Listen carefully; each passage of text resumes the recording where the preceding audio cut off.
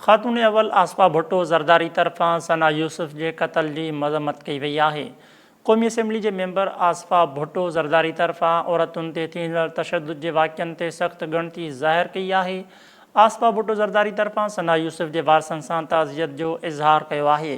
सना यूसुफ़ जे क़त्ल खां पोइ social media ते संदसि ख़िलाफ़ किरदार कुशीअ ते आसफ़ा भुट्टो ज़रदारी तरफ़ां अफ़सोस जो इज़हार कयो वियो। आसफ़ा भुट्टो ज़रदारी जो चवणु आहे त सना यूसुफ़ खे जवाबु ॾिसणु, तरक़ी करणु ऐं हिकु रोशन मुस्तक़बिल जो हक़ हासिलु हुयो। ख़ातून अवल आसफ़ा भुट्टो ज़रदारी तरफ़ां सना यूसुफ़ जे क़त्ल जी मज़म्मत कई वई आहे। क़ौमी असैम्बली जी मेंबर आसफ़ा भुट्टो ज़रदारी तरफ़ां औरतुनि ते थींदड़ तशद्दुद जे वाक़िअनि ते सख़्त ॻणिती ज़ाहिर कई आहे। आसफ़ा भुट्टो ज़रदारी तरफ़ां सना यूसुफ़ जे वारसनि सां ताज़ियत जो इज़हार कयो आहे। सना यूसुफ़ जे क़त्ल खां पोइ सोशल मीडिया ते संदसि ख़िलाफ़ किरदार कुशीअ ते आसिफ़ा भुट्टो ज़रदारी तरफ़ां अफ़सोस जो इज़हार कयो वियो आहे। इन हवाले सां असां लाइन ते मौजूदु आहे फ़क़ीर सलीम। जी फ़क़ीर, कहिड़ा तफ़सील आहिनि?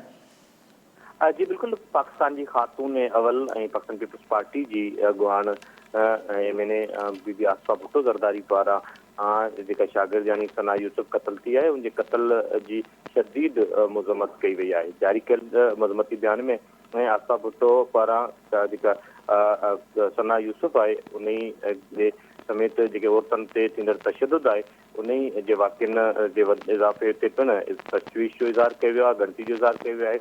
आसफ़ा भुट्टो ज़रदारी जे जारी कयल बयान में चयो वियो आहे त सना यूसुफ़ जे वारसनि सां हुन ताज़ियत जो इज़हार कयो आहे। आसफ़ा भुट्टो ज़रदारी जो चवणु हुयो त सना यूसुफ़ जो क़त्ल सिर्फ़ु पंहिंजे हक़नि जे इज़हार जी आज़ादी ऐं उन ते जेका थियल तशद्दुद जी हिकु दर्दनाक मिसाल आहे। हुन जो चवणु हुयो त सना यूसुफ़ खे ख़्वाब ॾिसणु, तरक़ी करणु ऐं रोशन मुस्तक़बिल जो हक़ हासिलु हो। सना यूसुफ़ के हिकु आज़ाद ऐं महफ़ूज़ ज़िंदगी जीअण जो पिणु पूरो हक़ हासिलु हो। हुन पंहिंजे जारी कयल बयान में वधीक चयो सना यूसुफ़ सां जेको कुझु थियो उहो महज़ हिकु पुरतशद्दुद वाक़ियो न, पर जेका हिन हुनजे न कयल गुनाह जी उनखे सज़ा ॾिनी वई, जेको हिकिड़ो अफ़सोसनाक अमल आहे।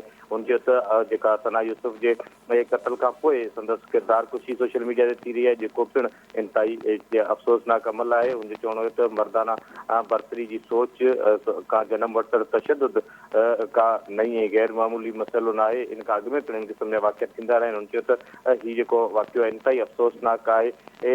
हुन पंहिंजे जारी कयल बयान में वधीक चयो आहे त मुंहिंजी वालदा शहीद मोहतरमा बेनज़ीर भुट्टो समाजी जबर जे दीवारनि खे पंहिंजी ताक़त सां तोड़ियो हुयो ऐं जेके बि कंहिं बि जेका छोकिरी जी सोशल मीडिया ते मौजूदगी उनजे क़त्ल जो जवाज़ कॾहिं बि नथो थी सघे।